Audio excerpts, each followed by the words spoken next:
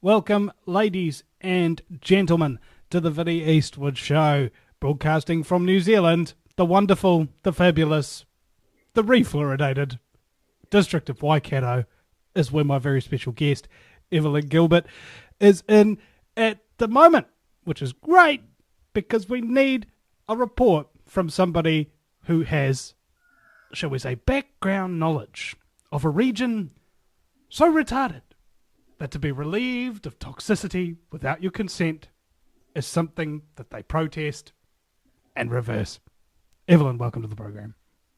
Thank you for having me, Vinny. Her website, ladies and gentlemen, is Aotearoa, a wider perspective.wordpress.com.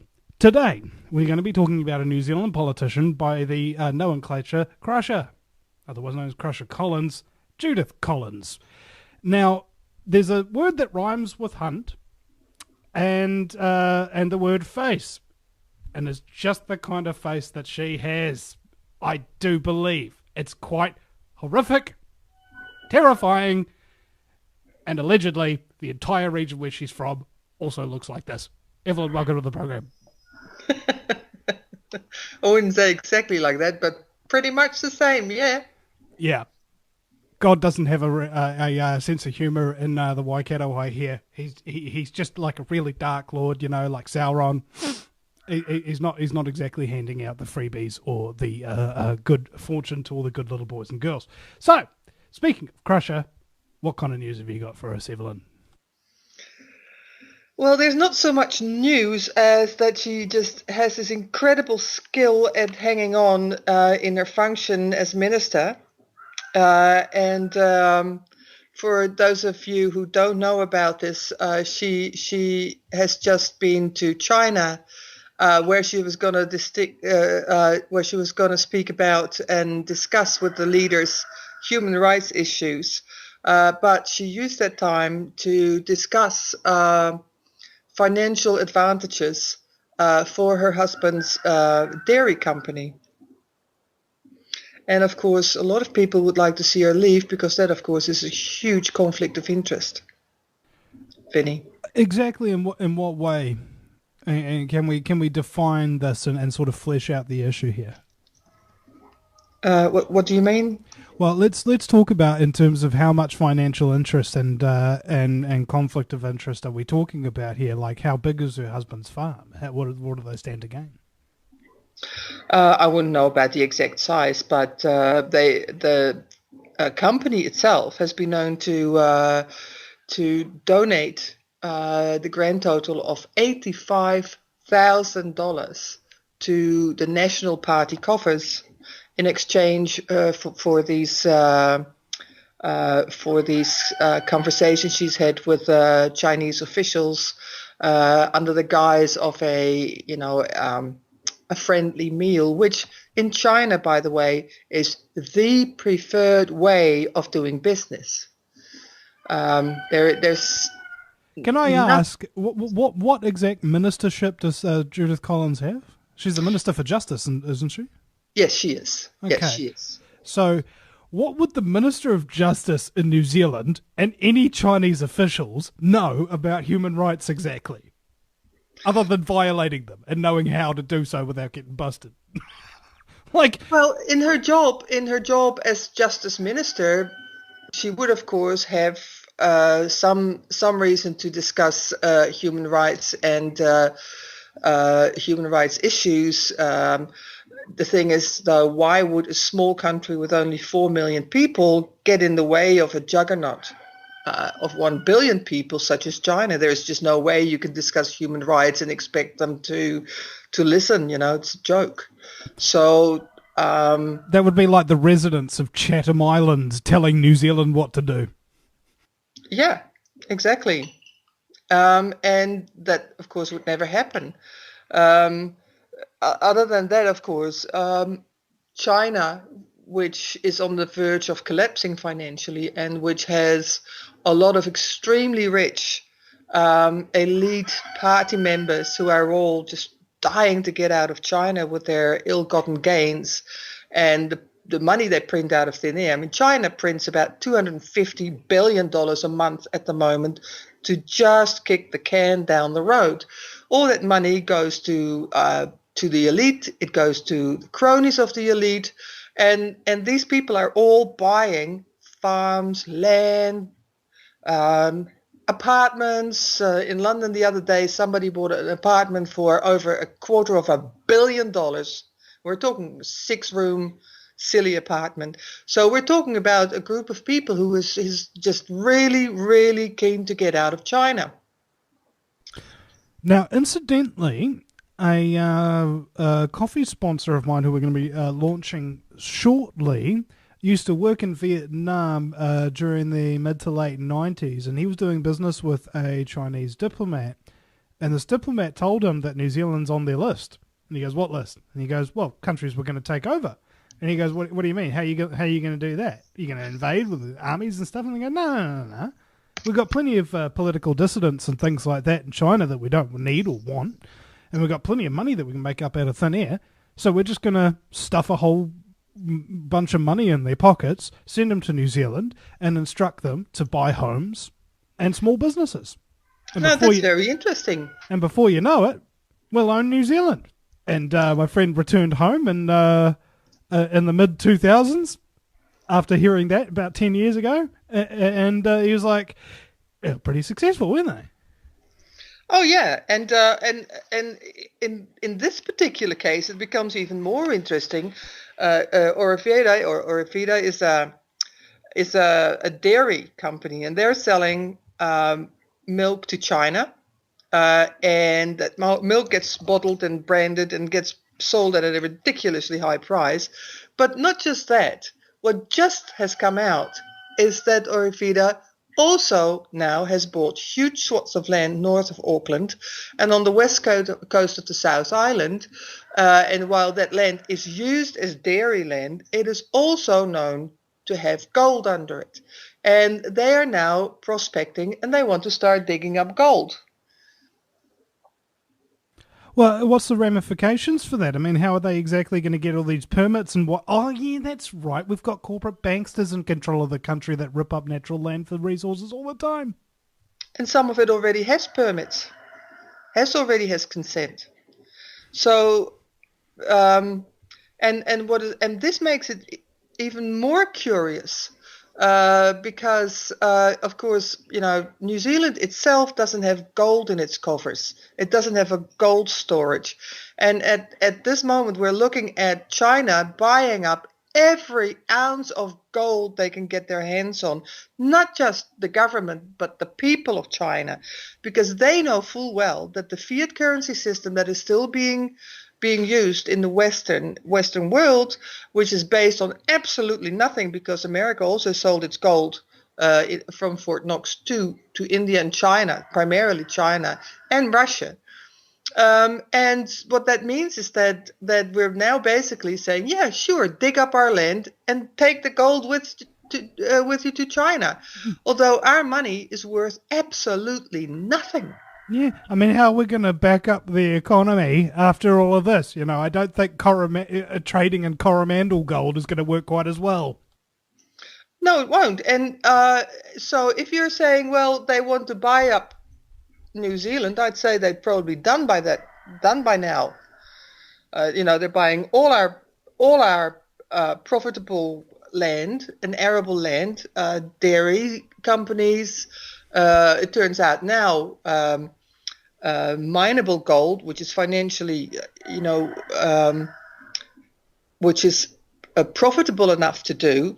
And so, I know that not 5 kilometers away from where I live, they are now prospecting for black sands, Chinese company, Chino Steel, or Sino Steel, is now prospecting for what they can find in the black sand, which apart from iron ore has titanium and other precious metals in there. And so, it could be that maybe in a couple of years I can actually see the sea from where I live now, which I can't now because they're digging away the dunes. Well, that sounds like a wonderful idea, for your retirement and what have you. All this wonderful natural scenery that is now going to get you in gaping hole and large lakes of sulfuric acid. That stuff's really good. Oh, wait, no. It's not sulfuric acid, is it? That they use to clean off all the gold mining and everything like that? No, that's cyanide, isn't it? Cyanide. Or mercury. Mercury. Oh, yeah, that's right. Of course. Why would they use an acid, Vinny, that would eat the thing that they're trying to steal? What is also interesting is that Trans-Tasman Mining is currently trying to get a permit to start mining seabed black sands at Taranaki, which has a fallout along the entire west coast of the North Island, all the way up to Auckland and further, and which will create a huge death zone, and that black sand will also go to China. It just keeps getting better and better. I can't wait to see what they're going to unveil next year. Or tomorrow. Yeah. Hey, well, at least life is getting a little bit more exciting. I wonder what different way they're going to launch some kind of scumbaggery campaign to make me and my countrymen homeless today. Yep. Am I losing my sense of humour about this sort of thing? I don't think so. Hey, look, I wonder exactly how we can deal with the situation other than through humour. Because you go to the authorities and you tell them about these kind of things. You got evidence. You got everything you need to prove your case and exactly what all of these scum are doing. But unfortunately, the very authorities that are elected to frickin' protect you from these foreign scum are employed by said foreign scum to enrich said foreign scum. Sure. I mean, John Key, after he's done, he doesn't care if National implodes. He will leave. He will get a nice, cushy job, and he'll probably travel around the globe convincing people that they should accept the Queen as the head of state, and not just the Queen, but the generations to come. Which is, by the way, what he said he would do when he came away from Balmoral last year. And people like Judith Collins will probably do the same. There's just one big kettle of fish, New Zealand, ladies and gentlemen, is not a country that, as the Transparency International Index would suggest, the least corrupt country in the world. If anything, it's kind of the opposite, an inversion. It's a nation where all of the people that are supposed to report corruption are so corrupt that they don't report any of it. It's all pervasive. You've got to love that. Moving on to the second half of the interview, we have NATO involvement in the Ukraine, I hear now, Evelyn. Well, yes, we do. In fact, at this moment, 6,000 troops, NATO troops from Sweden, ranging as far as Holland, the Netherlands, Sweden, England, Canada, France, they're all training in Poland and other Baltic countries. And while they're saying they're doing this just to protect those countries, you might wonder why it is that they're there. Added to that, there's a lot of army out of uniform which has been caught and arrested in the Ukraine, and they are advisors and to the new Ukrainian unelected government. And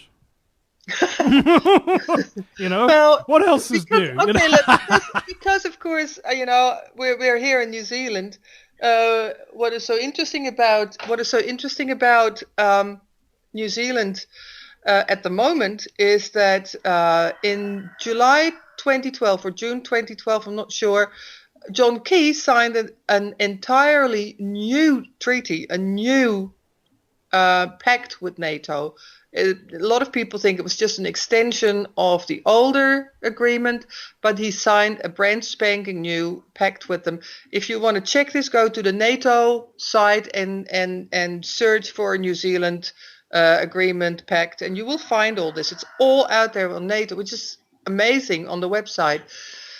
And what not a lot of people know is that last year there was a NATO training exercise, and I'm calling this NATO even though they didn't, on the South Island called Southern Katipo. And there were the Five Eye countries, there's all the Anglo-Saxon countries, France, and several countries that are on the verge of becoming Pacific members of NATO, because NATO wants to have at least 60% of its troops and resources stationed in the Pacific in the next 6 years. So that might have something to do with protecting the Trans-Pacific Partnership Agreements agenda. I don't know. Better yet, oceanic unionization, so that the troops can be everywhere to quell any domestic insurrection. No, we don't want to be slaves to a global empire. Yeah. Well, I would say that the TPP actually is just a political arm of the same agreement. But what happened with Southern Katipo was that the scenario of that exercise was regime change.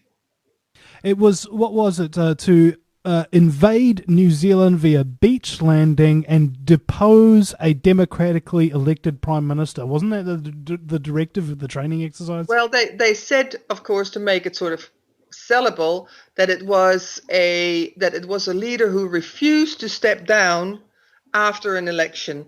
The issue is that whether it's someone who doesn't want to step down or whether it's a democratically elected leader, you are not entitled to go into a country and affect regime change. That is a war crime. So what they were effectively doing was training for a war crime. New Zealand was allowing to have 10 countries, including itself, all of whom were either long-term NATO members or on the verge of becoming members of NATO, and they were training for regime change. Not only that, at the same time they were training here, they were training in the Baltic countries on defending the Baltic countries, Finland, Letland, Lithuania, Poland, defending against an invasion of a big country to the northeast of those countries. Well, there's only one big country to the northeast of those countries, that's Russia. Not only that, New Zealand was also involved in a training exercise in England for NATO with the quick response team. They are now having a quick response team. And what this, of course, amounts to is the fact that NATO wants to be the global army. And they are training different countries, and they're using soldiers from different countries, so that if they have to invade a country that they would otherwise not invade, they can always say, well, it's not the Russians invading or the Germans invading Holland, we're just using German soldiers to come down on the Dutch if they were to rebel against NATO rule.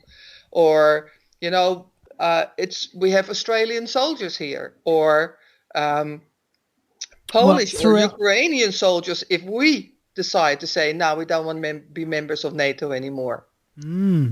Well, throughout history, it has been noted that if you want to suppress a population, using people who were born in that country is not a good idea because they refuse to shoot their countrymen. But if you bring in foreigners, on the other hand, they have no such qualms. No, and or even if you say, okay, well, we're going to have a couple of New Zealanders to make it legitimate to New Zealand population, but the rest of them are, French. It's like collaborators in a takeover bid, Yeah. That's what it is. So that's what they're working on at the moment. And what is happening in the Ukraine is interesting because they've been wanting control of the Ukraine, and they've been in particular wanting control over East Ukraine and the Crimea, because of course the Crimea is the only way the Russians have access to the Mediterranean area, where they can assist Syria. So to get rid of that access was one of the primary targets. And by saying, "Nah, you're not going to have Crimea," they sort of stopped that. Well, can't these people just learn to get along? I mean, couldn't they? Didn't they learn to share Noble in the in the Ukrainian Republic? Earlier in the day, or is it just all the foreign scum coming in and New World Order clowns? Ukraine is a fictitious country. It doesn't exist. I've been there, and there was nothing. It was just a big hole in the ground covered by a sheet of tarpaulin. No. What I'm trying to say is that in the First World War, there was, you had this whole national thing. I mean, there were no big countries. There were tribes, Germany only came into existence, I don't know, 125 years ago. Italy, 100 years ago, So the Ukraine was there was an area that was called Ukraine. That meant something like at the border. But there was a group of people who said, we would like to have a Ukrainian fatherland. And the Germans said, what do you mean? What is Ukraine? There was no Ukraine. But the Germans then helped this little group to establish a Ukraine with part of Russia in exchange, or so they hoped, for grain, for pork, for eggs, for food. So Ukraine has, if you look at the map of Ukraine over the centuries, at least 2/3 of it have always been Russian. And the people that are now being killed in Odessa and all the other places are Russians. They identify with Russia. They don't identify with Ukraine. They're just happen to live in an area that is called Ukraine, but it is just something that somebody thought would be handy to have, and that's how it was established. It must be handy for people who want to divide and conquer other people. Extremely handy. It's like I got my bag of tricks here. What have we got up here? Well, we got a random country name, region, regional dominance, paid off dictators. Here's one. We'll make up a country. Yes, exactly. It's like a bag of tricks, like a magician, more or less. Except instead of pulling a rabbit out of the hat, they pull out a nuke. Wasn't there some? You were telling me before the show today about some crazed woman who wants to drop a nuke on the Ukraine or something. Yeah, Julia Tymoshenko. She's amazing. She was in jail, and she was in jail for a good reason. She's one of the most corrupt politicians the country has ever seen. That's where she got the nickname Shanko, by the way, because she stabbed somebody with a shank she made out of a toothbrush. Anyway, so she was liberated, and she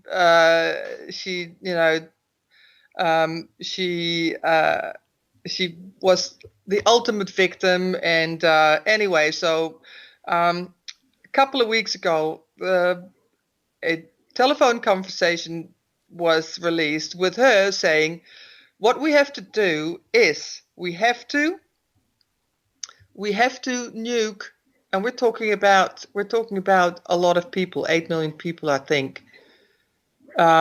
We have to bomb them with a nuclear bomb, and we have to just kill them all, the Russians. Yeah, that'll really calm the situation down. Well, what has happened now, just today, a video was released wherein this woman said, I want to thank the people who fought in Odessa.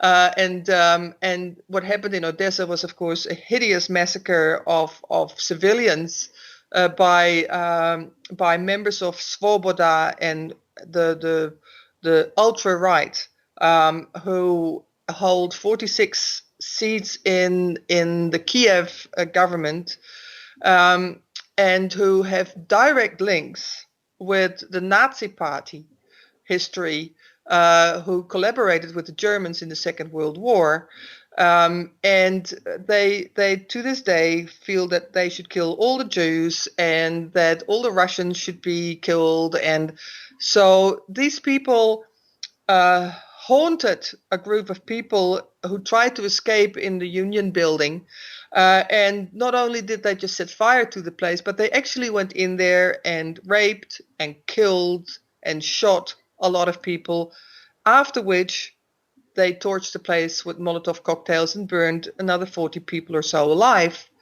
I mean, it was a hideous crime, and there was nothing noble about it, except in the crazed minds of people like Julia Tymoshenko. Evelyn Gilbert from Aotearoa, a wider perspective.wordpress.com has been my guest. Go and check out her website if you can. Also, bear in mind, ladies and gentlemen, this is a listener-supported broadcast, so if you go to the VinnyEastwoodShow.com, that's Vinny with a Y, because it's the most important question, and Eastwood as in go ahead, make my news. There are PayPal buttons there, and also a Kiwi bank account if you're capable of figuring out how to do an automatic payment into either of those. It'd be much obliged. Just keeps all the finances coming in. Listener-supported radio. Let's expose the scumbaggery. Let's not rely on big evil corporations. We'll be right back. Welcome back, ladies and gentlemen. My very special guest joining me now is the runner of Rush FM, Roy Harlow in Hamilton there. Roy, welcome to the program. Thank you, Vinny. Good to be on. By the way, I just wanted to kind of just thank you. It's been nearly 4 years now that the Vinny Eastwood show has been running, and for most of that time, you've been kind enough to play episodes of the show on Rush FM, and I'm really quite grateful about that. Not a problem. Yeah, we're grateful too, because I think you give a unique spin on some of these subjects, and it's I like the way you make them wake up. Do I make people wake up on actually? I mean, I'm. Well, let me just paraphrase for you. You're not friggin' free. Yeah, pretty much. Okay. Well, see, what I was thinking is that I don't actually wake people up per se. Like for me, the quote unquote wake up is when you go from believing everything the cops and politicians say to realizing that almost everything you've ever been brought up to believe in your entire life is just BS, and you get really stressed and depressed about it. That's what I call waking up. So my show isn't trying to wake people up. It's trying to keep those who are already awake to stay sane so that they're no longer stressed and depressed. And that's what the whole humor thing is about. And that's why it's not all like I have the documents, credibility. I don't care about that kind of stuff. It has no value for me. Sanity, on the other hand, and good people having a good laugh and enjoying their lives amidst the scumbaggery is important to me. I agree, Vinny, and I think that's part of the presentation side that makes it attractive. I think that's what people are doing. They wake up and they go into this depression because, as you said, everything's not true. You know, Bob Dylan said it, all the truth in the world adds up to one big lie. And you see that, and when you do, it's a culture shock. And it's, Susanne Posel talks about that too. She's saying we're going through an identity crisis because your identity is built upon what you understand as your reality. And when you find that's bogus, you go, well, wait a minute, where am I? And it's good to go, well, hey, don't worry about where you're at. You're still among us earthlings, and we can still carry on in spite of the fact that it's not the playing field we thought we were on, but we can still play. Mm-hmm. It's true. Now, I was thinking about in terms of my role in the actual movement itself is integral and necessary.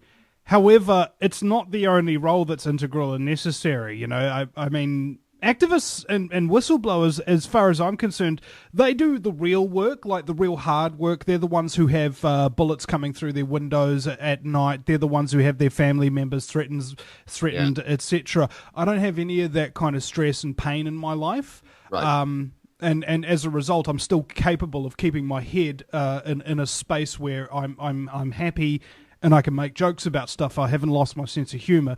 These people are in great danger, I believe, Roy, of losing their sense of humor. It is hats off to these guys. I mean, Jim Stone, freelancer, he's one who's, on the front edge. He lives in flux. You know, there's several of them. What's the Garner guy? Zen Garner. He lives in flux. There's quite a few of them that are really investigative journalists, and they're really giving you the facts. The trouble is that people are so far removed by the disinformation that they don't appreciate these facts, nor these guys' sacrifice. And I think that's one thing you and I get to do, being in the industry where we're actually presenting information that's truthful. We get to see how these guys are actually sacrificing a lot more than the populace can appreciate. And by presenting their information on Rush FM, for example, we do it more than once. Because this is another problem I see, is that these guys come through, or you and I, we come through as something that's informative, and it just goes by one time like a flash. And we're trying to use Rush FM as a repetitive opportunity. That spot gets played more than once. More people get a chance to hear it. And it brings a unity in consciousness. I get this all the time on our emails and people calling in the studio. They're going, oh, I thought I was alone. Everybody's telling me I'm crazy. You're just a conspiracy theorist, yada, yada, yada. And then they find Rush FM. They listen to Vinny Eastwood and they go, I knew it. I knew it.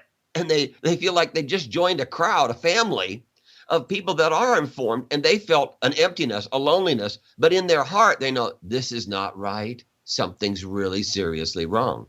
So you just encapsulated the one of the best reasons for the existence of the Vinny Eastwood show, not just helping the activists or anything, but the listeners themselves. I mean, mate, feeling like you're alone amidst a sea of brainwashed morons isn't fun, is it?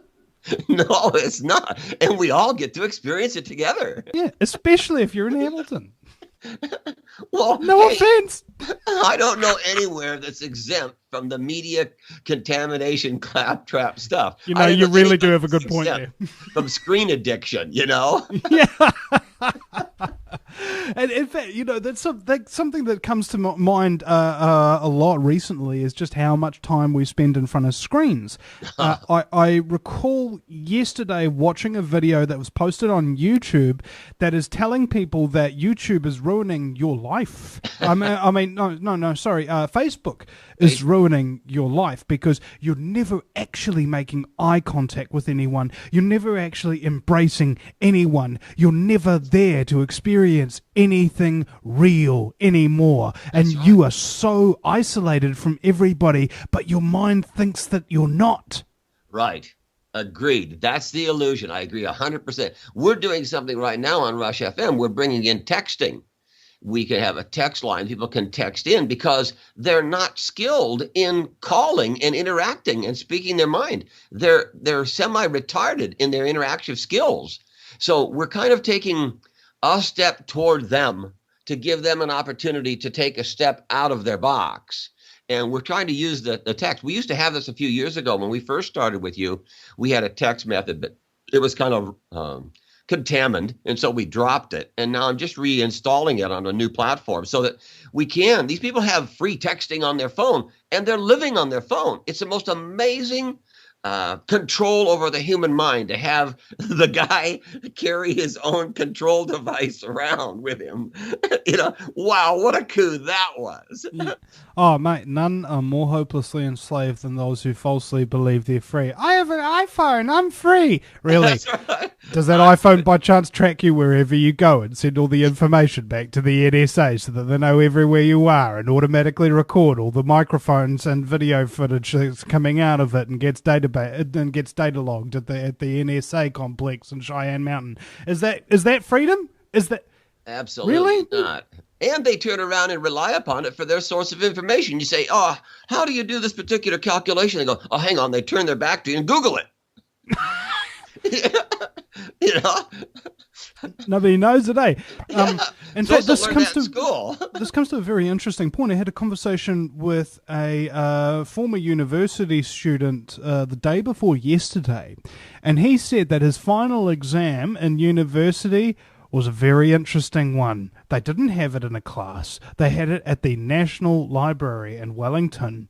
And the lecturer says, okay, everybody, you have 3 hours. Open your envelopes. Everybody's got a little envelope and stuff like that. They're all sitting at the National Library. And inside every single envelope is a different topic, completely unrelated to their current field of study. Right? And he says, you are now at the National Library. You have a topic. You have 3 hours to write a 1,500-word essay on this topic, which you currently have no familiarity on. I don't care what you're capable of remembering, what you're capable of regurgitating, what you're capable of repeating, because it means nothing. When you go out into the real world, this is how it is. You have to know how to find information by yourself without anybody's help, even without the internet on occasion. This Wonderful. is your job. And I was like, wow, That's real. That is university, the way it should be. Great. Unfortunately, well, this is the point, isn't it? The younger people, I mean, if there's any, even a category, I guess I can't say that, categorized, but the people, all right, they're not able to interact. They're not self-educating. They're not being educated. They're actually in this little teeny circle thing they're doing. Their lives are get up, go to work, come back, watch the TV, go to bed, get up. It's just a cycle, and they have their little variations in it all, but they're all humdrummed into their own little cul-de-sacs. Well, so where's the interaction? Where's the knowledge? Where's the sharing of learning and caring? That's another thing that's falling down, is people caring about each other. Isolation's really important in prison discipline. When you have prisoners that are acting up and what have you, you punish them by sending them into what? Solitary confinement. Yeah. What happens to somebody when they suddenly become a conspiracy theorist and they realize everything's a lie? What happens to all their friends? They put you in solitary confinement. Yep, that's right. All right. That's what happens. These iPhones, that's almost what they're doing. It's back to the Simon and Garfunkel, crowds of lonely people. And they are. You see photos of it now, a sidewalk full of people walking to school, and they're all glaring at their phones. They don't even know who's with them or around them. They're totally alone in their phone. Yeah. So it's really good to be broadcasting. And, you know, our listenership has increased a lot. Our hits on our website is just increasing really well. That's going up quite a bit. And we now know from our statistics, there's no time, 24 hours a day, that there isn't a minimum of 20 people listening to Rush FM. Now, can I ask you as well, what motivated you specifically to get Rush FM started? I mean, you kind of... the whole time I've known you, you've been really, really into waking people up. That's never been my focus, but it appears to have been yours for quite some time. What got you into that? Well, I guess a combination of things, as it usually is. I was involved in radio. I've been involved for almost 12, 13 years now, and I was doing a show at a community radio, a agriculture program, a midday farm report it was called, and I was outside the box. I was not going down to pork weights are up and there's sheep costs and lambs are all that. I gave that crap a miss, and I was talking about environmental and self-sufficiency and sustainable farming. That's all I talked about for 7 years, and I worked that up as another type of education, because the farmers are still going, organics, that's hippies and beads and sandals. You don't really take that seriously. But yet the data was showing that the people who were going for natural farming practices were outstripping the chemical stuff by miles. So that kind of put me on an informative basis. Then the other side of it is I have a pretty strong spiritual background. And from a spiritual point of view, you can actually see what's going on from the Illuminati concept down. They're trying to remove any type of faith and determination in us as individuals. They don't want us to have faith in ourselves. They don't want us to have a tight-knit family. They don't want us to have a mature interaction in our communities. They don't want us to have any relationship to God. They want all of that rubbed out, and they're trying in every imaginable way to replace those concepts with dependent on the state, dependent on money, dependence on their Illuminati global control. And I'm going, wait a minute, this is a godless motivation being molded and morphed into all these other downstream problems. And I think that's where we're at today on this idea that they've taken it further, that they want to be the controllers to the point it's who lives and who dies on their decision, not our own.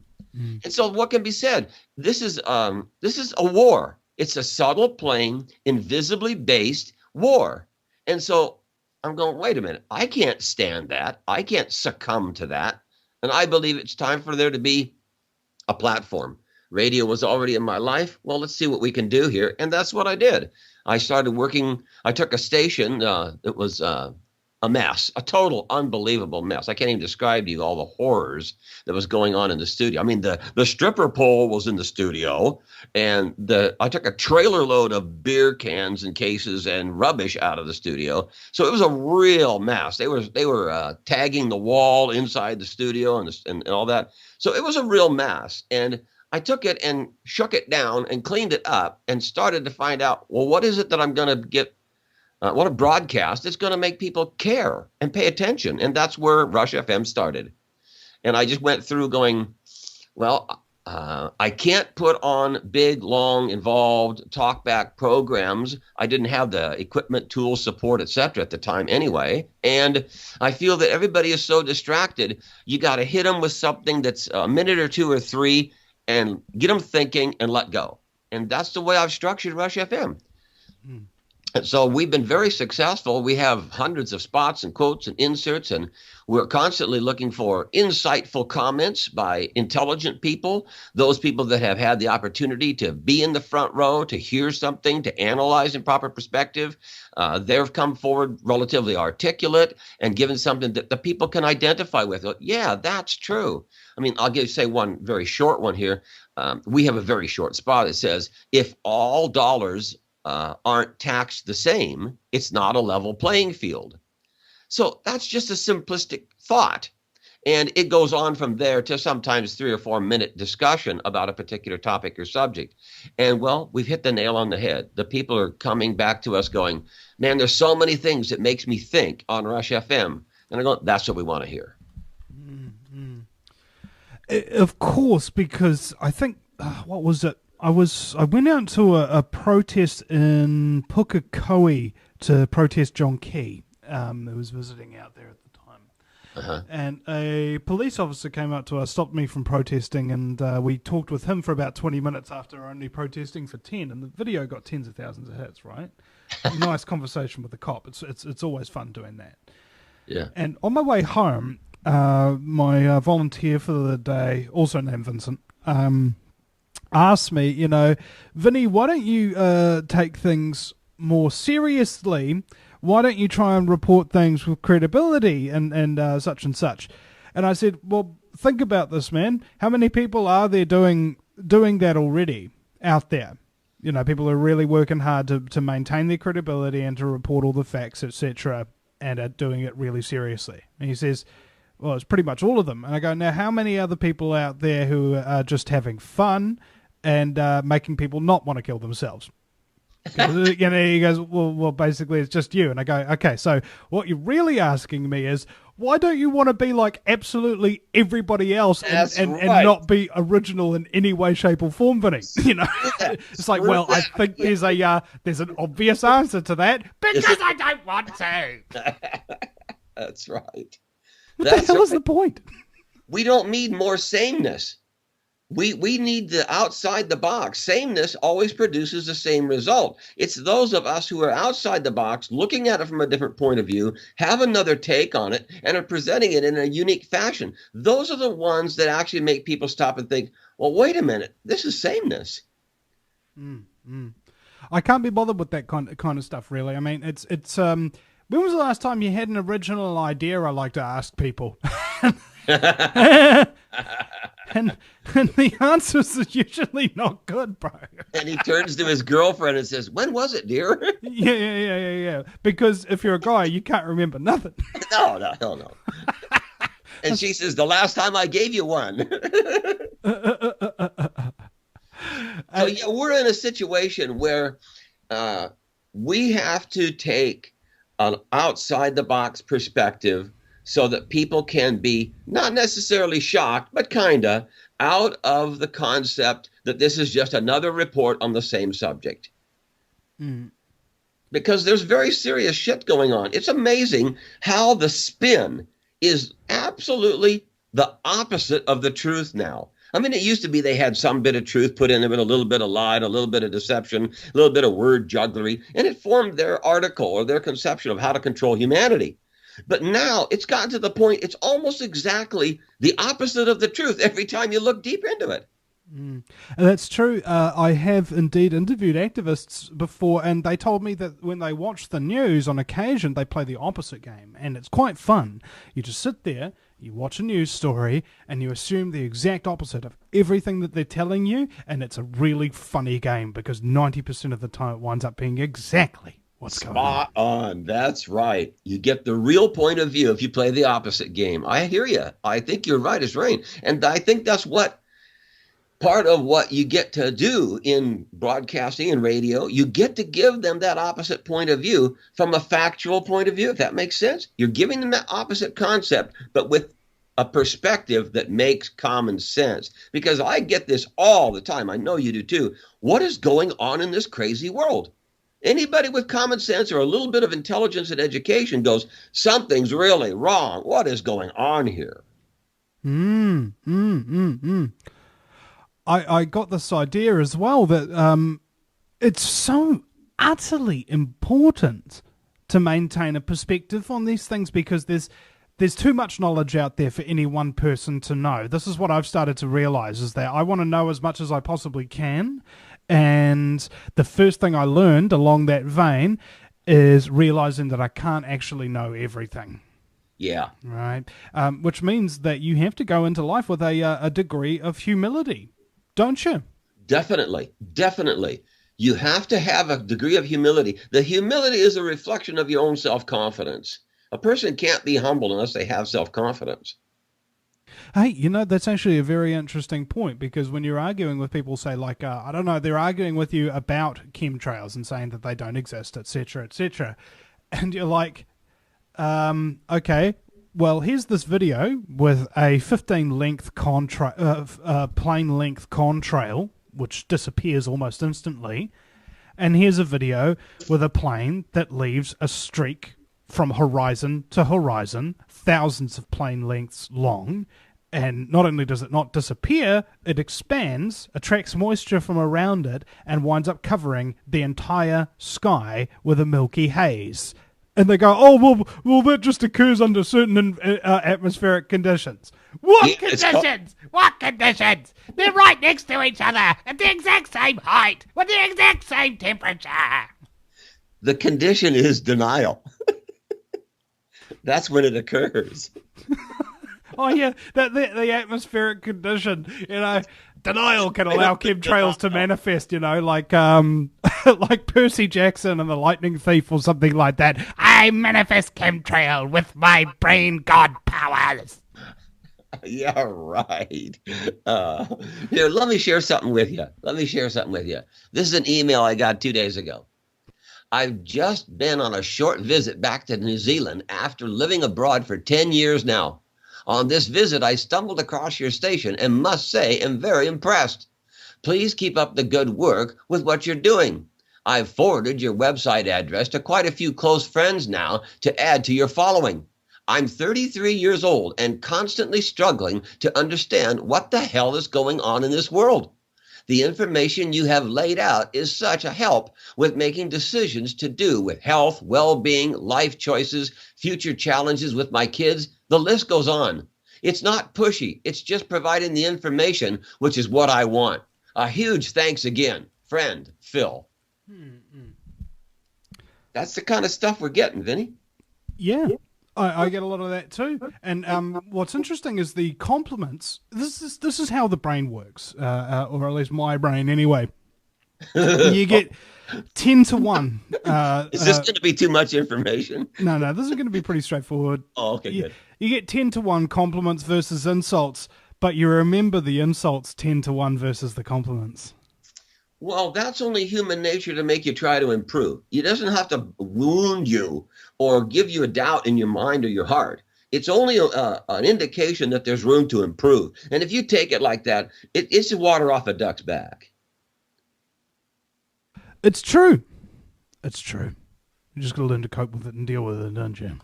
Yeah, well, really, they have to deal with it. As you sow, so you reap. If you're a SOB and you're calling everybody anything but a good word, well, it just ruins your life. It doesn't ruin our lives. We just go, oh, well, he's got a problem. But it isn't our problem, it's his.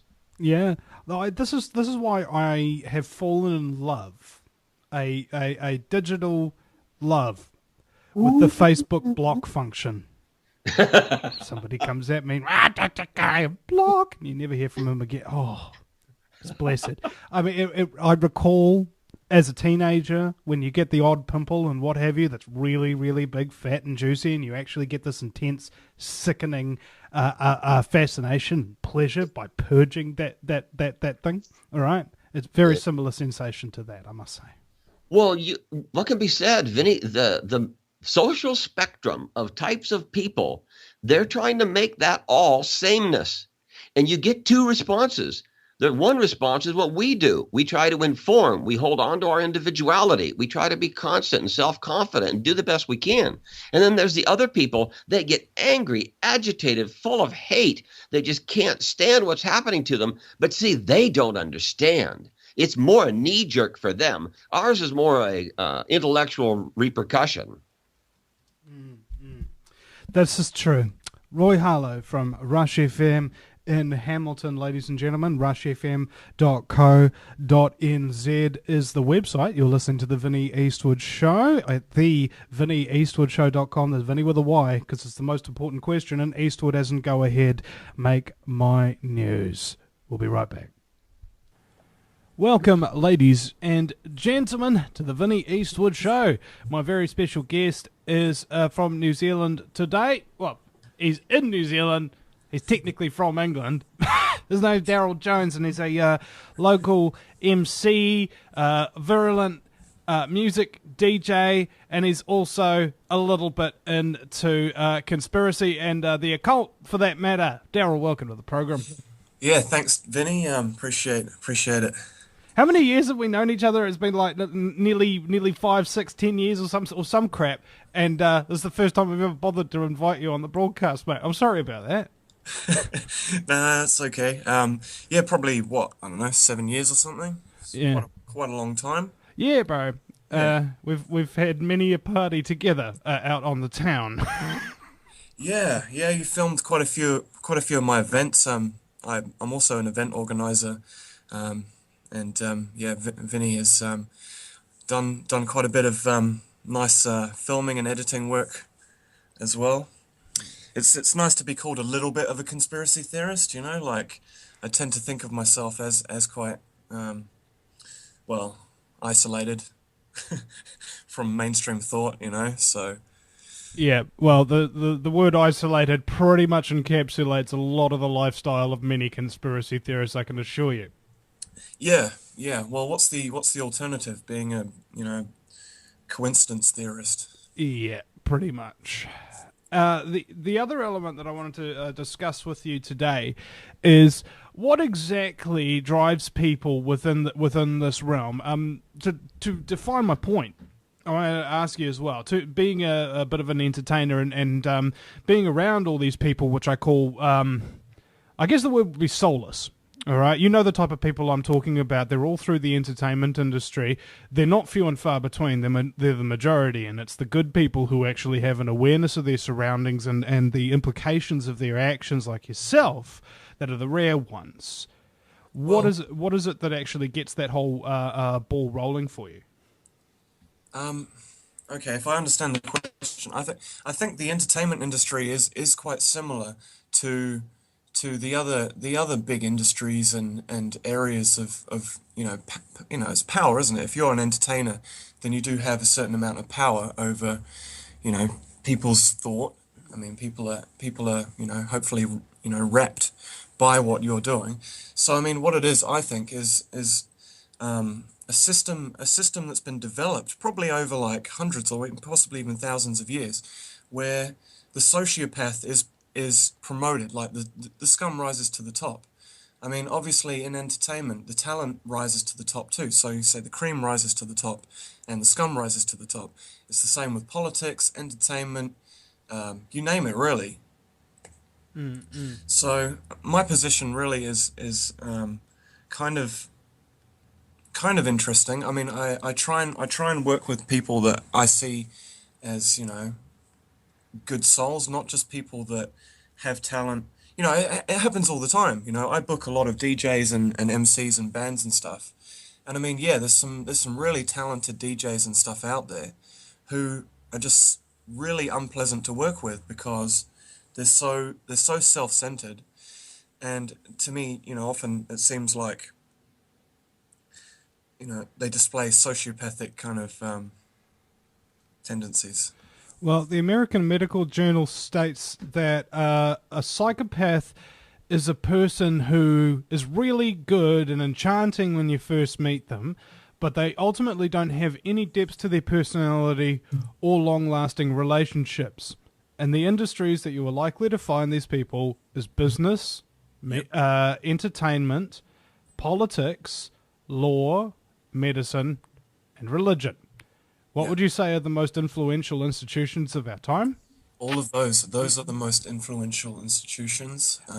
And so is it any wonder why the world is crazy? It's because psychopathic crazy people are frickin' running it. Yeah, it's like a snowball effect, I think. Because, it's a bit like a cancer, the bigger it gets, the faster it grows. And I think that's a pretty fair comparison, and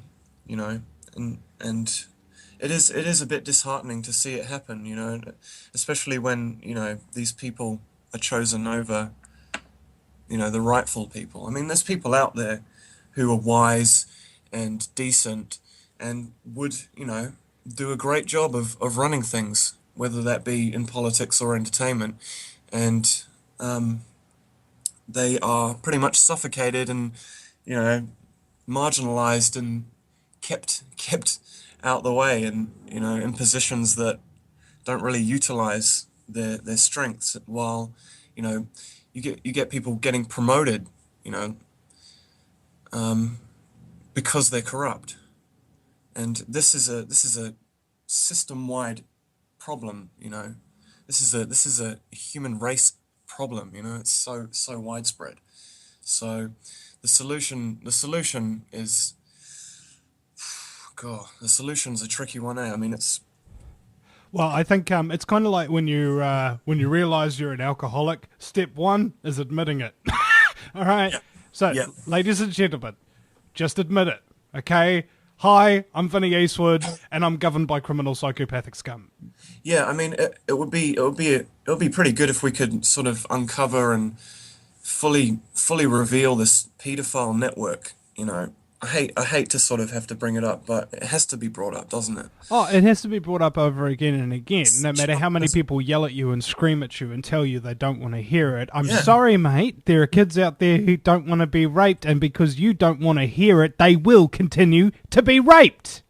And this is the thing, in Hollywood and the other big centers of entertainment. I mean, England has its own and so on. I mean, and politics and law, you're finding the people at the very top of the pyramid are all connected through these secret fraternities and business interests and stuff. They're all networked together, and there's some pretty messed up stuff going on, and that kind of binds them together as well, doesn't it? Because they're bound in secrecy. Well, especially if you're a member of the Freemasonic Brotherhood, that's bound by secrecy. It's also, I find it very interesting in entertainment the way that they reveal things. It's like they have to tell you the messed up thing that they're doing to you. I don't know. I think that's part of the ritual. I mean, as we know, they're very fond of rituals, and well, they're kind of like let's just call a spade here. These people are demonic entities. Okay, this is my belief. All right, and that demons are real, and good's real and evil's real. Okay, the problem is it's not what we think it is, and what these people are doing, if they are people, allegedly, more or less is creating a satanic dominion on Earth, right? Now, the analogy that one guest gave me one time I thought was absolutely fitting. Vampirism. How does a vampire get you? He gets you in your home. How does he get in your home? He has to be invited in. So it's our fault that we invite these people in, but it's not our fault that they are who they are. Yeah, I mean, I'm reminded of the beetle that makes itself smell like an ant and then crawls into the ant's nest. I mean, I'm not convinced. I'm on the fence about most things. I mean, I like to sort of maintain a sort of open mind. So I'll build my theories and listen to other people's theories and construct them in my mind. And I think that's a really important ability to be able to do. It's really, really important to be able to consider things without having to adopt them. And I mean, eventually, things start to concrete in your mind. But I really think that, this idea that these people are not human, it comes from a number of things. I think it's partly because they're sociopaths or psychopaths, and that's part of what makes us human is empathy. And the other reason, I think, is because of the legend comes from the reptilian brain. I mean, our ancestors knew a lot more about medical and physiological stuff than we give them credit for. And I think they knew that there was a reptilian hind brain. And the teachings of Don Juan and written by Carlos Castaneda specifically refers to these reptilian kind of snake demon sort of things, which attach to people's brain stems and take them over and control them like a robot sort of thing. Exactly. So in my belief, I think that we all have the reptilian brain. We all have the potential to be that way, except we have the rest of the human brain as well. I mean, I'm not a physicalist or that just believes in that we have no soul and stuff like that. I believe that it's all connected. I think our soul and our body exist on the same plane actually. But I think that's where this lizard, alien lizard thing has come from. I think it's and also the microbes thing as well. I think John Dee communicating with the microbes and stuff. I mean, that's quite feasible to me. That fits into my belief because I do think that I think life is everywhere, and I do think the universe is probably an organism. Close enough. It could be an orgasm as well. The Big Bang. I don't know. Yeah. The Big Bang. The Big Bang sounded like this.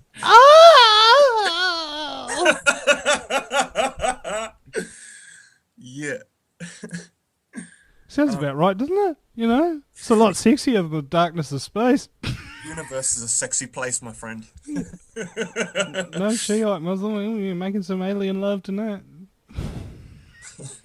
But it's the alien thing.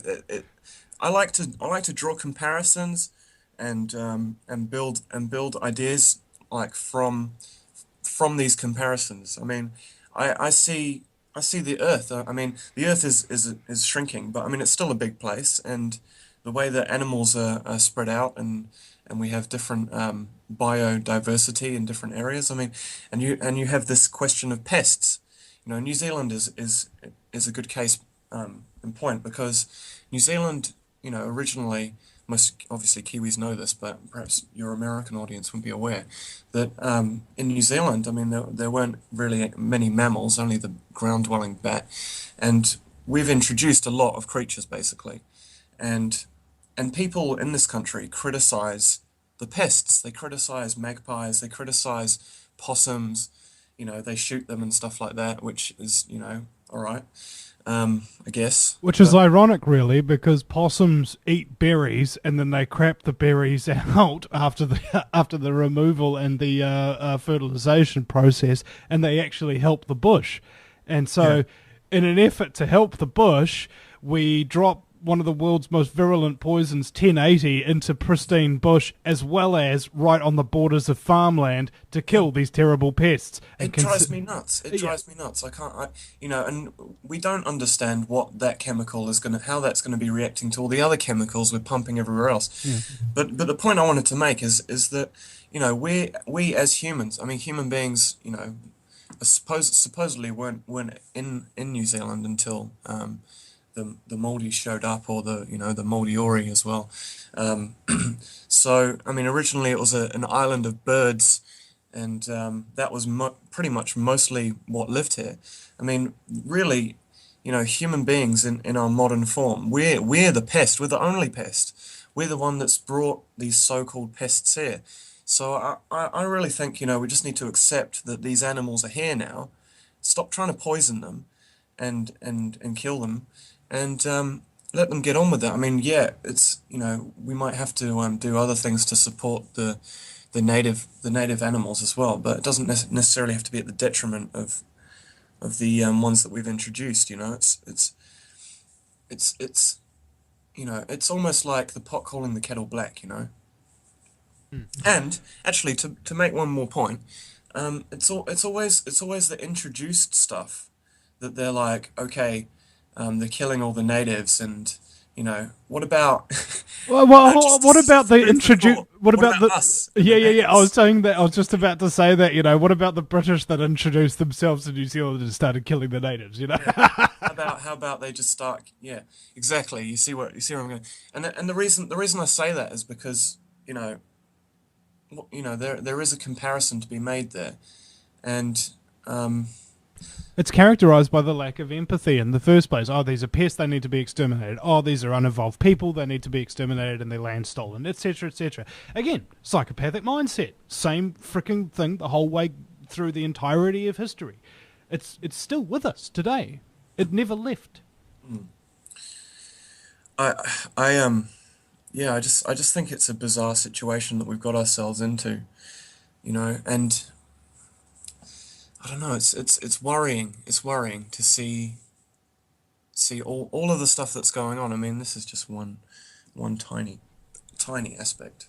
Well, I think there's actually two of the most interesting elements about being a quote unquote conspiracy theorist, which I proudly admit to being, because the alternative is being naive and freaking retarded. But the two very important parts of it is, number one, you got to deal with the anger, the depression, and the scumbaggery and what have you. And it's a lot of emotional freaking strain, more or less.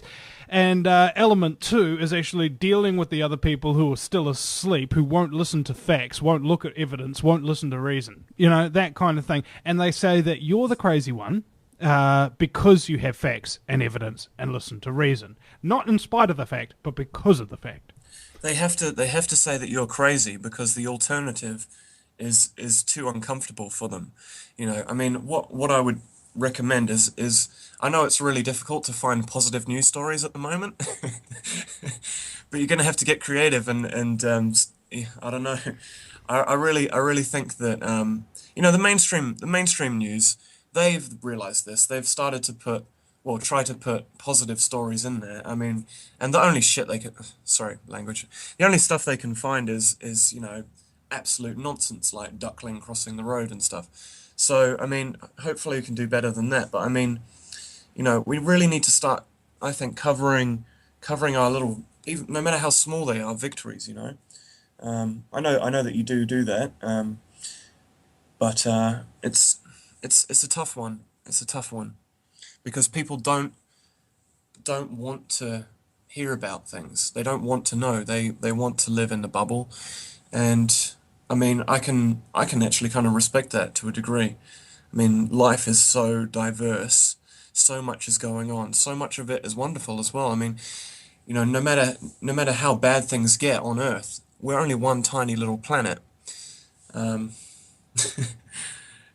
Things, I really think we need to just stop spending money on wars and just start exploring the universe, eh? Yeah, that'd work out well for everybody, methinks. It's like, hey, we haven't solved any of our problems here. Let's take them out to the galaxy. Exactly. Well, what I'm You know, saying no, is maybe it could be like what was it that somebody told me? Oh yeah, I was interviewing Gerald White about the moon landing hoax kind of conspiracy and that kind of thing, right?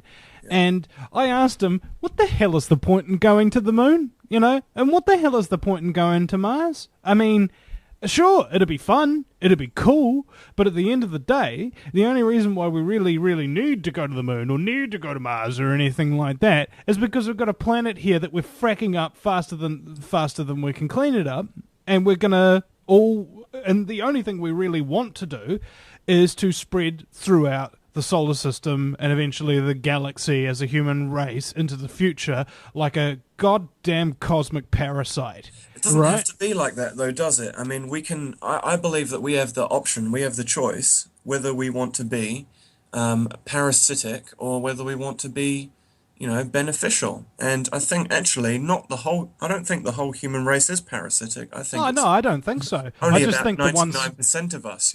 I disagree. I think actually probably only between 1 and 4% are actual parasites, and the remaining between 99 and 96% are just good people who simply have their lives and minds controlled by the elite parasites. Yeah, no, I do agree. It's just that I think what it is that 99% of people are taking, but not intentionally. Probably only if a couple of percent are deliberately.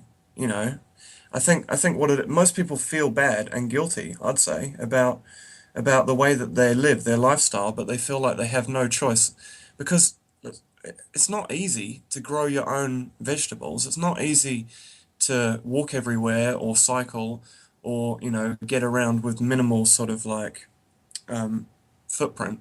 And I mean, yeah, I know that the global warming is a natural thing because we're getting closer to the sun, but we're definitely having an effect on the planet, and I think it's deliberate. We're changing the chemical composition of the atmosphere, and that ties in with the chemtrails as well. I mean, I don't know if it's been debunked or not, but I saw this video the other day of a airplane landing, and they'd forgotten to turn off the Chemtrails. yeah. Yeah, well, those are what they call what was it? Engine vortices, and somebody showed me a picture of a Emirates flight landing at Heathrow that had a very similar effect to what we were talking about there. But here's the interesting thing. It's what they call PSYOPs, psychological operations, for those who are uninitiated, is the whole idea that you can actually put out disinformation, and then when all the people who believe it without questioning it come out and tout it as evidence, etc., then it makes every single person, even the people who didn't believe it in the first place, look like a freaking gullible idiot. And then the rest of the scum who just deny reality for a freaking living sit around going, yeah, see, look, they don't check their facts and evidence. Really? By chance, did you look at any of the hundreds of articles, videos, testimonials, documentation from US government agencies and NASA and the UN and all the patent offices and everything like that? Did you read any of that information that I sent to you before claiming, blanketedly, of course, that there is no evidence to support chemtrails? Oh no, I didn't actually read any of it because it was just chemtrail nonsense. Really, mate. So the reason why there's no evidence for chemtrails is because you refuse to look at it because you don't think there is any. They don't want to believe that there is, and also people just can't live. They don't want to try and live with the fact that they're being poisoned and that the planet is being destroyed, like, deliberately. People want to live their lives without this knowledge. So, and also there's the thing of cognitive dissonance as well. It's like, this doesn't fit in with my view of the world. So you've already built a view of the world in your head. You perceive it in a certain way, and anything that doesn't gel with that must therefore be, fake. And the other problem that we have with the internet, or one of the challenges, is that it doesn't matter what you believe or what you think, any opinion will be validated online. Do you know what I mean? Not just any opinion, but any stance. Like if you want to believe that cupcakes fucking invaded France, you could probably Google it and it will come up. It's it's like anything you want to believe now, you can believe. I think you touched upon a really important point there, because what we're finding is that they are co-opting the unveiling. So okay, so you get some real media people, underground guerrilla media type people, and they start to unveil, like a government conspiracy, like chemtrails. So their response is to start unveiling chemtrails themselves, but doing it in a sabotaged sort of way that, you know, it leads people into the wrong direction, and it leads them away. It's very complex mind control, really. It is part of the mind control, and it's also creating avenues for people to go down, to help them maintain their paradigm that they want to have. There's an old saying: if you want the revolution to be successful... Oh, wait, hold on a second. I've got that one wrong. What was it? The best way to defeat the opposition is to lead it. Yeah, and that's what they do, and that's politics in a nutshell. I mean, everyone, so many people, like I'm an event organizer, right? And I do a lot of events, and I know all the other event organizers in the city, and I know all the artists as well, right? So over the last 6 months, I've been getting loads of emails and Facebook messages from other organizers and artists trying to get me to help them with these voting drives. They want to do these modular sort of events everywhere, trying to get young people to vote. And yeah, I mean, they're definitely like left-wing kind of people that are asking me to do this. But what I've said to them is that I don't believe that there's any party that's worth voting for, and even if there was, they wouldn't be allowed to win. Okay, and even if they did win, they would be sabotaged, and worse things would happen. It's like, say, if like some new party were to like come up and they were like, a real party of the people, that really wanted to like see this country become independent and get rid of Monsanto, GM, all the things that we really, really need to do, in my opinion. They would, if they somehow freakishly managed to win, and they weren't, and the election somehow wasn't rigged, or somehow managed to unrig it, even if they did win, we would see there would be a shitstorm, and probably there would be, they would find a way to get them out of power. Did you hear about Operation Katapo, Daryl? No. No? The largest military exercises in New Zealand history, more US and foreign troops on our soil than since World War II. And guess what the drill was? To remove New Zealand's government and replace it with their own. And this is a NATO operation, and that happened just late last year. Unfortunately, Daryl, we are out of time. I want to thank you very much for participating in the broadcast today, and may the events that you plan in future be terribly successful. And do you have a MC Projectile website of some description where people can go and perhaps hire your wares or get you to rap a battle with them or whatever? Yeah, I can be contacted at mcfulltime@gmail. I have a website, www.baseinthepark.com. I've got an event called Sin coming up on the 23rd. The last thing I just want to say, Vinny, there's a lot of dark conspiracies and a lot of bad stuff going on in the world, but at the end of the day, it is a beautiful planet that we live on, and being alive is a gift. And I just want to say the greatest conspiracy of them all is the conspiracy for Jah Rastafari watching over us. Yep, that's right. And I'd say that the second greatest conspiracy is making us believe that we're not powerful enough to overpower the conspirators. We'll see. Bingo. We'll be right back, ladies and gentlemen. Don't you go anywhere. And welcome back to the final segment, ladies and gentlemen. My special Kiwi guest right now is Richard Osmaston from the Money Free Party, otherwise known as the Free Money Party, which is very much pleasing all the socialists out there in New Zealand. The problem of which is you run out of people's money to spend, as Reagan said. And Reagan also got shot. You know, there's two wonderful things happen in the same time frame. It's just so okay. And Richard, welcome to the program. Thanks, Vinny. Great to be here. Cheers. Okay. Give us a little bit of background about yourself and what it is you do, please, brother. Cool. All right, Vinny. Well, I'm actually a farmer. I farm pigs, and my daughter raises horses up here at Lake Rotoriti in the South Island. But I'm an aircraft engineer and a pilot by trade, but I seem to have found myself doing politics, which was never my intention. But well, that seems to be the way things goes. And our proposal is we're registering the Money Free Party, and we are proposing to make everything free and everything voluntary. And we see a world in which we don't even have any money at all. There is no false value systems. There's no trade or barter. And everything is free and everything is voluntary. Does that make sense? Zeitgeist, Venus Project kind of thing? Precisely, yeah. Okay. So you're advocating a resource-based economy, more or less.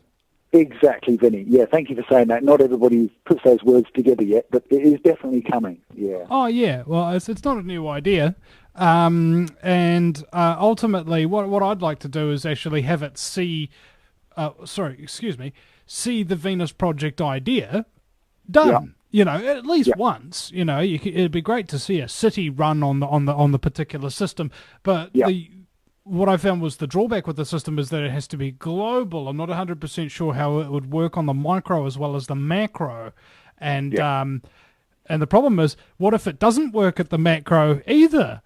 What if we restructure the entire world for this perfect new resource-based economy, and it's a complete balls up?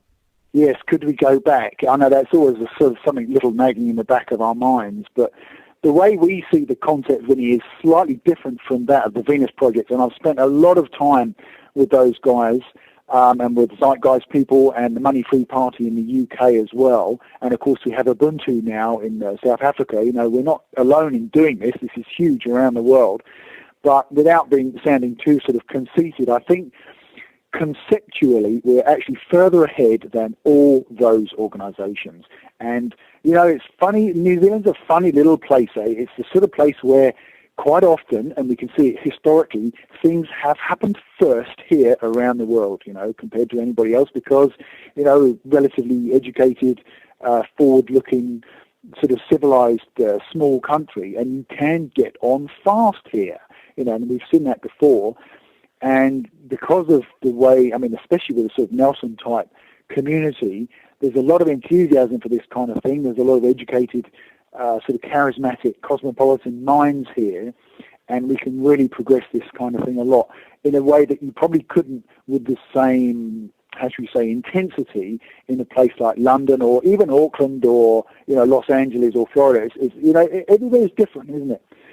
Excuse me. Anyway, our concept for the actual process of transformation from a money-based economy to a resource-based economy only takes place in people's minds, and we don't really need to build a new city. We don't need to have a new societal model or new computer systems or training or anything, because we've actually got everything we need already. And, I mean, it's just a process of sort of thrashing it out. And what I find is, you know, I've been promoting this for really 5 years, pretty much full time now. Once people understand, then they realize, wow, we've got everything we need already, and all we have to do is understand. That's the only difference between nirvana and this sort of chaos that we're in at the moment. We're ready. As far as I'm concerned, we're totally ready.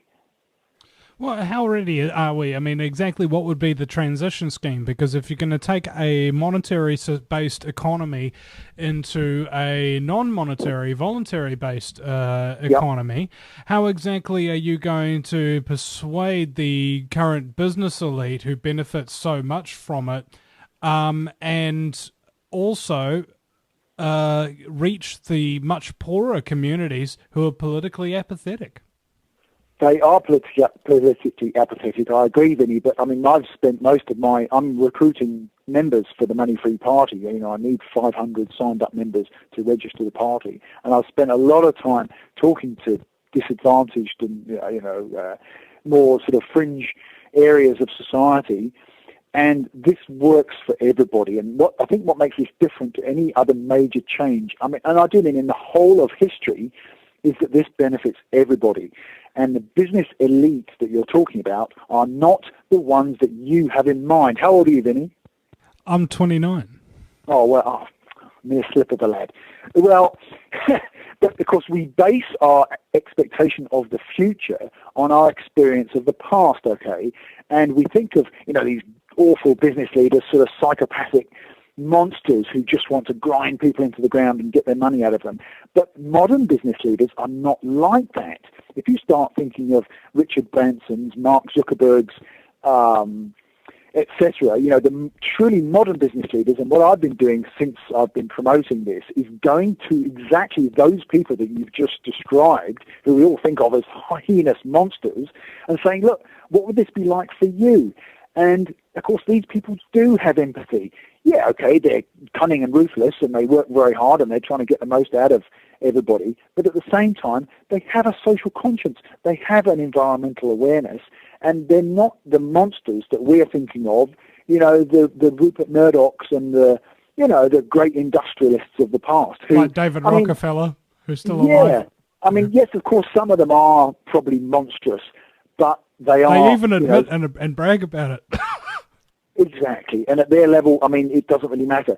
But to them, they're totally detached in some ways from reality. But what we're seeing now,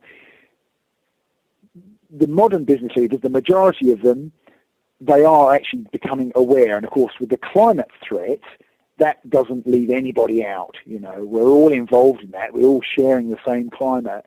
And so nobody can go on in sort of blissful ignorance just because they've got a massive marble palace and loads of guards. It doesn't work. It doesn't work for anybody. And I mean, one of my favourite expressions from sort of seems to have appeared from the campaign is that today even the rich are poor. And it wasn't long ago. I mean, even in our lifetimes when you could sort of blissfully live with a sort of a social inequality that really didn't affect you, but now we realize as a society that, big levels of inequality are so bad for all of us that you just can't carry on like that. It doesn't work for anybody. It certainly doesn't work for the poor, of course, it never did, but it doesn't work for the rich either because, they share the same streets. They have, everyone is connected to society. You can no longer sort of live in ignorance, Does that make sense, Ian? I don't know. I think you'll be surprised just how much ignorance people can live in, despite the contrary evidence available. Well, the thing is, with the resource-based economy, which makes it different to every other change throughout history, is everybody wins. And even the most successful business people, they will be better off once we transition to a monolith economy. Everybody wins, and that has never occurred before in history. Every social change has always involved somebody losing and somebody winning. And, of course, those who are losing don't want to give that up. And we do see a sort of insecurity, and people are clinging on to sort of the old ways. But as we get better educated and the people get better connected and they're more aware of, as you say, social inequality, environmental degradation, it's changing on its own, Going back to the actual transformation process itself, I mean, I see it as so easy. And once people understand, I do a lot of presentations to school groups and young people, and they get it, without our brainwashing that we've all grown up with, they get it straight away. It's so easy. And the actual transformation process itself is already beginning. I mean, I went to the inaugural meeting of a men's shed, and I think there's about 40 in this country now. I think there's some 300 in Australia. which is totally voluntary. People go there just because they want to contribute, they want to share socially and be with other people to do good things. And of course, in New Zealand especially, when you look at how much volunteering is already done by people who are stressed, exhausted, broke, worried about the future, but they still pitch up and do stuff in the evenings and weekends. I mean, St John's Ambulances, I think it's, you'd have to check the figures, but I think it's 70% voluntary. You know, the rural fire service, you know, assistance for schools and charity shops. I mean, the voluntary work that is done here is massive. People, you know, it's not like this is a totally new concept. I know we don't see the majority of society as working moneyless, but actually we're all doing a bit of it already. And I mean, one's only got to look at your own family to see examples of, you know, we're not counting every bean. We just share, and it works out very well that way, you know. Well, it seems that when people are doing the right thing, things sort of happen in a universal sort of way to make it work. Yeah, exactly. And I mean, one of the things that's come up since I've been on the campaign, I don't think I told you, Vinny, I ran for the mayor of Nelson back in October in the local elections. So we've had this on a big, high-profile public platform before, a lot of questions and answers, interviews with TV3, on the radio, in the paper sort of all the time down here in the Nelson Mail. And, you know, this has been thoroughly tested in our region. And yes, it's fair to say a lot of people don't fully understand the resource-based economy yet, but nobody can break it. I've never had a decent show-stopping reason for not carrying on, because this is so important. You know, I mean, I say with utter sincerity, Vinny, I see this as the most important thing that has ever happened. Okay. Well, you're talking about the restructuring and hence saving of our current deadly, horrific society that doesn't serve anybody but a few wealthy business elite that basically set it up. Precisely. Yeah. And so this is big stuff. And sometimes these things can be a little tricky in the beginning, but make no mistake, you know, I see it as the most important thing that has ever happened, really. Yeah, and by taking it to a bigger audience, I mean, we just keep testing it further. And there's no decent objections to doing this, you know. Everybody wins. One of the, sort of put it in a nutshell, phrases that's come up recently from sharing this with a lot of, I mean, that's all we do is share it with people and see what they think. You know, this looks like a great idea. This looks like it's going to save us all. This is it. This is salvation. What do you think? And because I'm not an economist or a sociologist, you know, I'm just a guy, I don't really know, I have to ask. And I think that's made this development program very different, because I haven't squirreled myself away in an office in Wellington for 5 years and written a huge book. I've just gone out on the street and just talked to ordinary people, you know, but at every level of society. And all I have ever got is reinforcement and, oh, sweet, bro, that could be a good idea. And, okay, this might be difficult. We talk to somebody else, and we come up with another solution to that little problem. And sure enough, it's all in our brainwashing. There's nothing wrong at all, you know. The point I was coming to, this sort of expression we've come up with, is when you have a money system or any sort of false value system or even a barter system, we reward those who take the most, basically. We revere those who have done the most taking. Whereas once we are moneyless in a resource-based economy, we'll still have people who are show-offs and people who are leaders and people who want power and people who want to be the number one, but they will be revered because they have done the most giving. And that is utterly transformational. You know, that turns conventional society on its head. Suddenly, the goodies will be rewarded and revered, and they will be the famous people, the people that we look up to, rather than at the moment we look up to those basically who have done the best job of exploiting others, you know, or the planet. Like the Prime Minister. Wow. I mean, really? You know, if you take, you know, in a finite world, which, you know, we've only recently discovered that it is finite, you can't blame the people in 1900 or 1950s. They didn't know. But yes, today, if you have more than your fair share, you can only get it by exploiting someone else, you know? That means someone else has gone without, and I mean, I don't feel great about that. Yeah. You know, and this is the idea, of course, is creating abundance for everybody. Yes. What's difficult is like when you talk about resource management, resource extraction, etc., like that. Where do human rights come into it? You know, and private property. And I mean, are you talking about abolishing private property? So if somebody's got a home that's been in their family, not at all. No, not at all. The sort of fundamental key to this is the fact that in a false value system, as you have at the moment, it's me versus you. And that is universal. It's 7 billion versus 7 billion people. It's every man for himself, even, it comes down to your choice of marriage partner. I mean, everything has a financial element to it, and nobody can really behave truthfully because of this overriding system. It's a competitive system, every single one against every single other one. Whereas in a resource-based economy, when there is no false value system, we're all on the same side. And if you get 7 billion people cooperating, which is ultimately what actually everyone would like to do, then you solve every problem you can think of. Actually, you know what? Almost effortlessly, because 7 billion make up one hell of a team. That's a lot of people pushing in the right direction. You get them all pulling in opposite directions, and you end up with basically what we've got today. Ownership and property. I mean, do you own your own shopping trolley, Vinny? No. Why not? Well, because it's provided for me for free. Well, exactly, and they're easy to make in a factory. They're not difficult to make, and I mean, why would you want to own one? You'd have to maintain it, you'd have to lock it up, you'd have to build it yourself. Just borrow it, mate, and give it back, like a library book or a rental car or, a super yacht. I mean, all these things are freely available. In the Nelson Marina, where we spend a lot of time, I mean, there's 600 yachts there.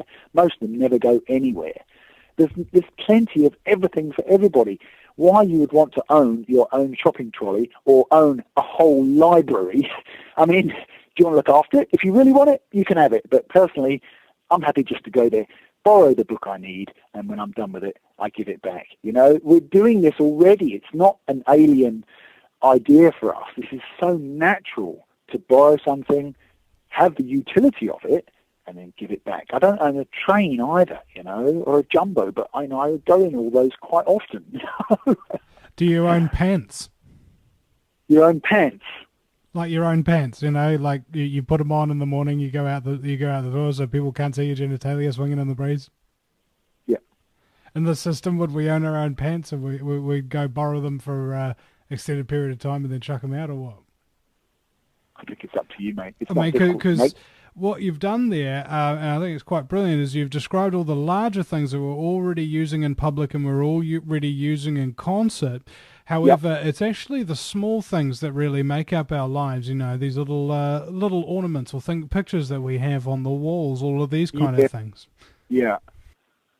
Okay. Who's going to make them? Where are we going to borrow them from? You can go to Kmart or the warehouse, and they're basically giving them away. In fact, if you go to the dump or the charity shop, they are giving them away.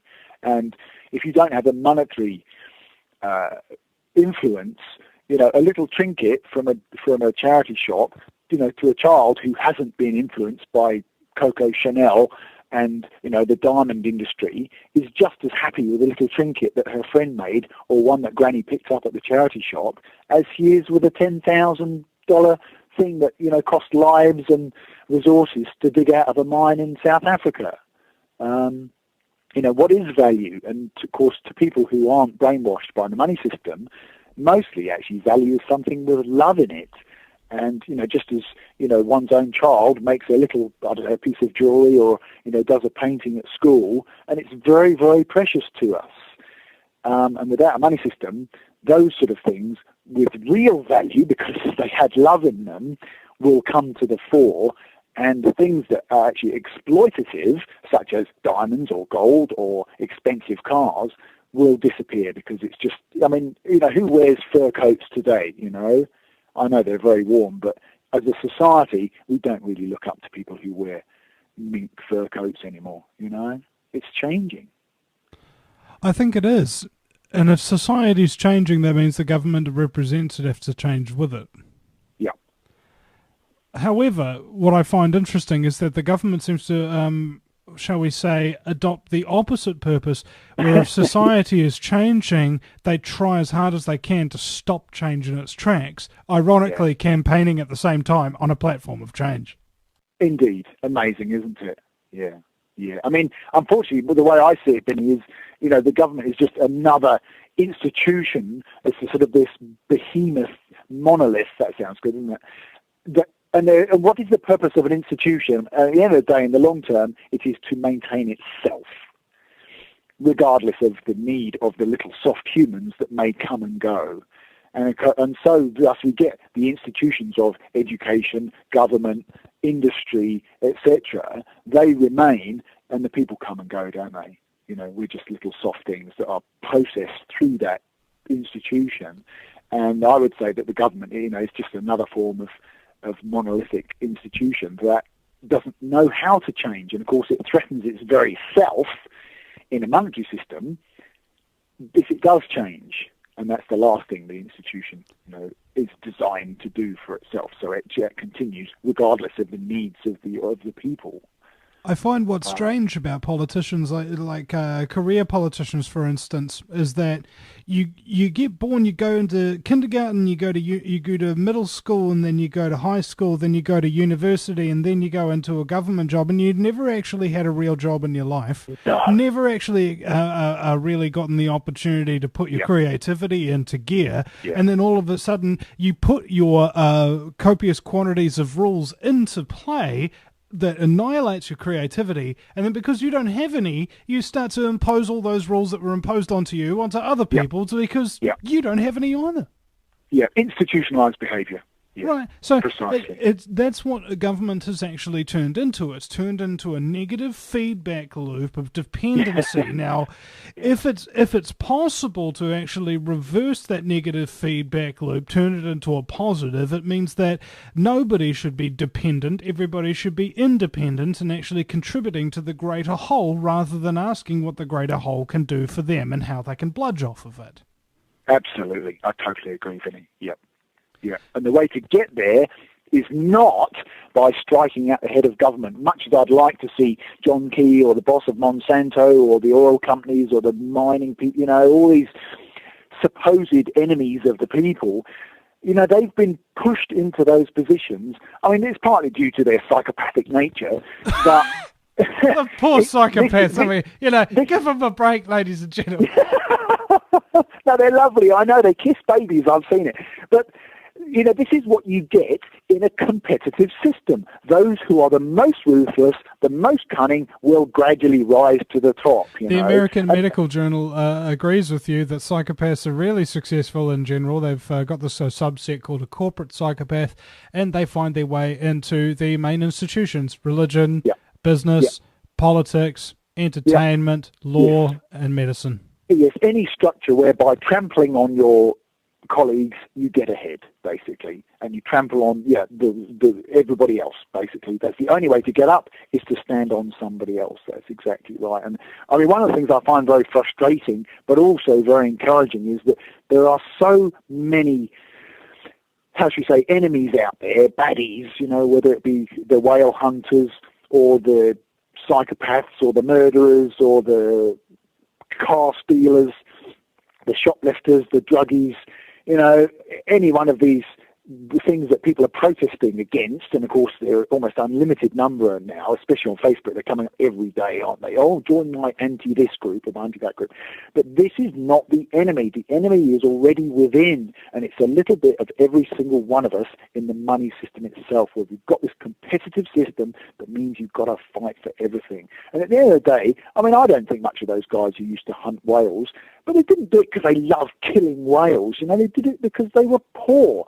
And if they weren't poor, there was a guy down the street who was homeless who would give his eye teeth for that job so he could feed his family. And what you're really fighting when you're protesting about something you feel strongly in your heart, you're fighting people who feel strongly about something in their stomach because they are starving. And, ultimately right at the bottom of the pyramid that you can call Monsanto or Anadarko or, any of these older baddie companies, at the bottom of those pyramids are poor people. And there's no way that a well-meaning, lovely, gentle, hippie from Golden Bay who really hates the fact that people club seals can compete with someone who is starving, On the one hand, we've got social conscience, but on the other side of the balance, we've got total deprivation, people who are truly starving because they can't get a job. And you'll never overcome it by tackling these foes at the head. We can only, and this is the great thing about it, all we have to change is the system itself. We don't have to take all those baddies down, It seems so clear to me, Vinny. Yep, well, everything seems clear. And, until you dive under the water and you realise the murky depths you've wound up in.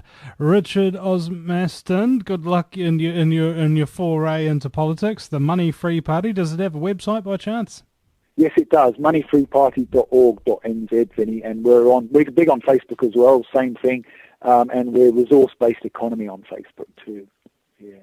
moneyfreeparty.org.nz. Ladies and gentlemen, go and check that out.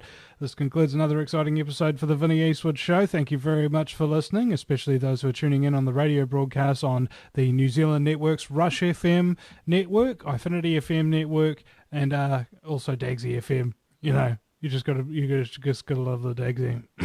And just check out our books as well that are on the webpage, The Crowdfunding Revolution, The Range of Illusion.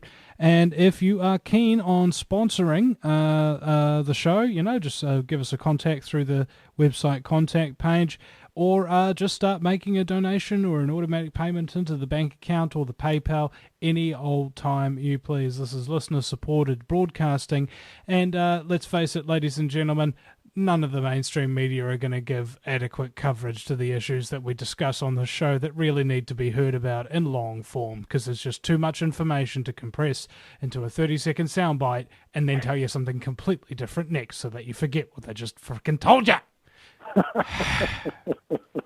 I love my job. Vinny, how did you get so cynical? Oh, dear. Reality. Isn't it a bitch? Isn't it? Wow, you're so onto it. Thank you, mate. That was really great. Thank you. All right, we'll see you again sometime, ladies and gentlemen, and thank you, Richard.